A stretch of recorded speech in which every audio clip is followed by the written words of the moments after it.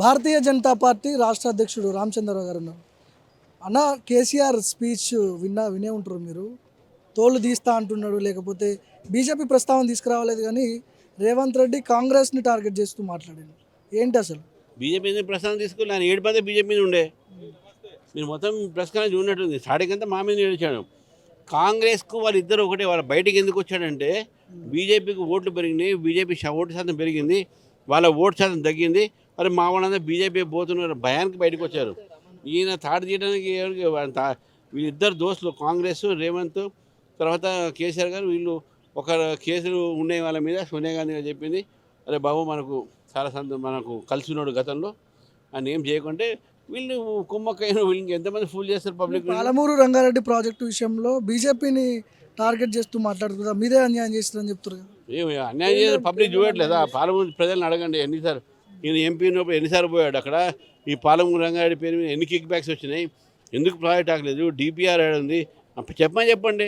అన్ని అబద్ధాలు మాట్లాడలేదు. ఇంత మాట్లాడే పర్లేదు కానీ ఇంత అబద్ధాలు ఆడకూడదు. ఇప్పుడు హిల్ట్ పాలసీ మీద మీ స్టేట్మెంట్ ఏంటి, మీ పార్టీ స్టేట్మెంట్ ఏంటి? హిల్ట్ పాలసీ భూములు ఈరోజు కొన్ని వేల కోట్ల స్కామ్ అని చెప్తున్నారు, 50,000 కోట్ల స్కామ్ అని చెప్తున్నారు. మీ స్టేట్మెంట్ ఏంటి? మీ పార్టీ నుంచి చెప్పినాం కదా, మేము అపోజ్ చేసినాం కదా. HILT statement is only to develop realtors. చాలా మందికి అన్యాయం జరుగుతుంది, దాన్ని ఫస్ట్ వ్యతిరేకించి మా ఫ్లోర్ లీడర్ దాని మీద మాట్లాడాడు.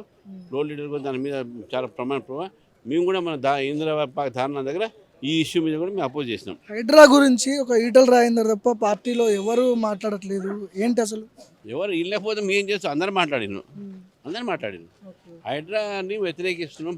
పేదవాళ్లకు అన్యాయం చేస్తే దానికి వ్యతిరేకిస్తున్నాం ఫస్ట్ అని చెప్తున్నాం. అదే మా స్టాండు. 29 నుంచి అసెంబ్లీ పెడతా అంటుండు. మీ పార్టీ నుంచి, మీ పార్టీకి సంబంధించిన ఎమ్మెల్యేలు దేని మీద ఫైటింగ్ చెబుతున్నారు అసెంబ్లీలో? అది లెజిస్లేటివ్ పార్టీ మీటింగ్ పెడతారు, ఇష్యూస్ వాళ్ళు మాట్లాడతారు.